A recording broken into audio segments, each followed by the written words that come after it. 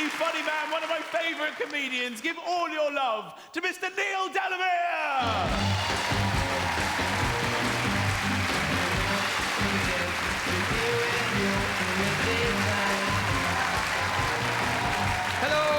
Hello.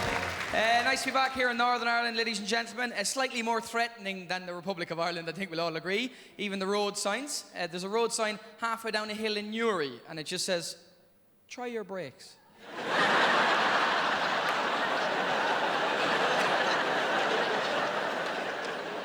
And you think, what the hell have you done to my brakes? And it's halfway down the hill as well. I'm always getting in trouble in traffic. I was nearly run over in Stockholm recently because I did the usual thing that Irish people do when they're trying to cross the road in a foreign city. You don't look at the traffic signals, do you? You look to see if there's anybody else crossing the road, and then you follow one of them. So I fell into line behind this guy. He knew what he was doing. He crossed the road, I crossed the road. He crossed the road, I crossed the road. He crossed the road, and a tram went in between the two of us, nearly killing both of us. And he turned around and in the broadest accent I've ever heard went, Jesus, that was mad, wasn't it? Well, that means you nearly killed the two of us, so I did. So why are you walking so confidently and quickly? Because I thought somebody was following me, that's why. Yeah, I do get to travel a lot. I should have known that guy, by the way, was Irish and not Scandinavian. Scandinavians obey the traffic signals. I've been there. 4 o'clock in the morning, there'll be 400 hammered Swedish people standing there waiting for the little green man to appear before they cross the road. You wander up hammered going, is there something going on? We're waiting for the little green man. Okay, I'm Irish and a little bit pissed. I'll be him.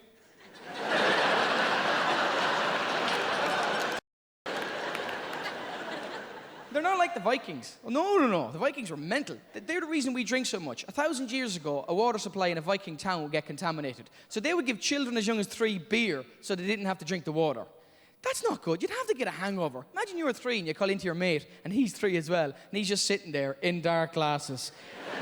Sweat pumping out of him. Jesus, I'm dying. My arse is in tatters. Where were you? I was having a few quiet pints at the creche last night. Those Montessori lads are lunatics. It was Paul's birthday. He's hitting the big 4. I ended up getting sick. Petit flu all over the shop. Not even wearing the right bib. Monday, it's a Friday. Woke up beside a babysitter. Couldn't even remember her name. About 4 o'clock in the morning, staggered in this toddler. I don't know if he was pissed or just learning to walk. Starts a row with Paul after Paul says that Bob the Builder doesn't do all the work. He's got a couple of Latvian lads doing it for him instead. See, wouldn't you've loved to have known that? Underage drinking is a tradition in Ireland and Britain. Would you've loved to have known that when you were 14, caught hammered by a policeman in a park? Are you drunk? Yeah, it's my heritage. Get out of the shopping trolley. It is a long ship.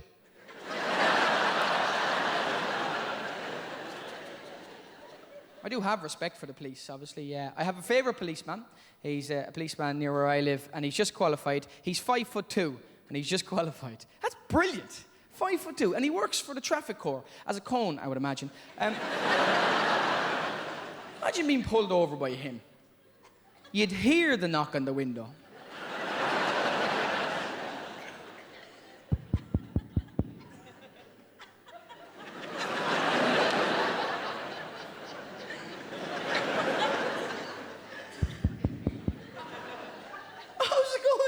Do you know why I stopped you? Because Gandalf told you to.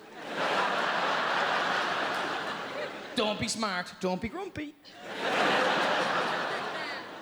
The only place I've ever been arrested was actually Northern Ireland. I was arrested for speeding. And this is true, I was brought into Banbridge police station, and the custody sergeant said to me, "You're being charged with driving in excess of the speed limit. Do you have anything to say?" And I said, "No." And he goes, "Go on, say something, go on. If you say something, the arresting officer, Tony, has to read it out in court. Go on, say something. Yeah, he's thick as a plank, use a long word, go on." I should have done this. "You're being charged with driving in excess of the speed limit. Do you have anything to say?" "Nothing. However, I, Constable Tony Jackson, have an admission to make. Sometimes late at night I touch myself thinking of you, Your Honour."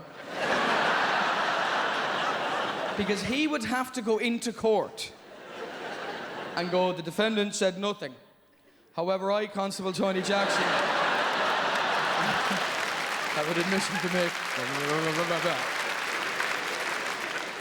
I've been banned from Ryanair. I think I've been banned from Ryanair. I did a gig with Michael O'Leary, who's the head of Ryanair. It's true. It was called the Midlands Gateway Awards, right? It was a black tie event, and they said to me, here's his introduction. You're the MC. He's the keynote speaker. He's worth €500 million. He's doing this gig for free. Please don't mess with his introduction. In 1987, Ryanair ferried 5,000 passengers across Europe. In 2007, they carried 20 million passengers across Europe. Everybody went, Of those 20 million, 10 million got to the country they'd originally booked for. And some got their bags back. Ladies and gentlemen, Michael O'Leary, right? And he goes, and he's standing there looking like a penguin who's been interfered with at this point, right? So he walks up to the lectern, because he's a penguin, not because he's been interfered with. I'm here in my hometown, people don't even talk to me here, and this little bastard is having a go at me. Calls me a little bastard. Meanwhile, I'm sitting down, writing down every single Ryanair joke that I can think of down. Keep going, Michael, keep going, right? He finishes, I get back up. Right, Michael, watch this for a 25-minute turnaround. The reason they don't talk to you here is because they're afraid you'll charge them for it. Then I folded up a paper airplane. This is my proudest moment of a long time. I folded up a paper airplane. I said, I'd like to symbolically represent a Ryanair flight now, ladies and gentlemen. This isn't massively symbolic of a Ryanair plane. This plane is quite sturdy. You can just imagine. That corner over there is a country that you actually want to go to. Just imagine, right? And I just turned and just flicked it. The opposite direction. At this point, he's not laughing. I thought, in for a penny, in for a pound, which ironically is a Ryanair fare to Stansted, you know? I said, well, I like you. He goes, really? I said, yeah. Every time you open a new route, you dressed in the costume of that route. You know, for the PR purposes. You went to Rome, you dressed as a cardinal. You went to Munich, you dressed in lederhosen. He goes, yeah. I said, I hope you never fly to Thailand. The idea of you firing ping pong balls out of your Westmeath hole fills me with dread. Sucky $10, or with taxes and charges, €150. He still wasn't laughing. I thought, just keep going. You're never going to get this opportunity again. So I said, I like you, though. You've got 2 kids. I can't figure that out. He went, yeah. I said, I just can't imagine you spoon-feeding a toddler. He went, spoon-feeding a toddler? He said, yeah, just you going, here comes the plane. Here comes the plane. But you haven't paid for priority boarding.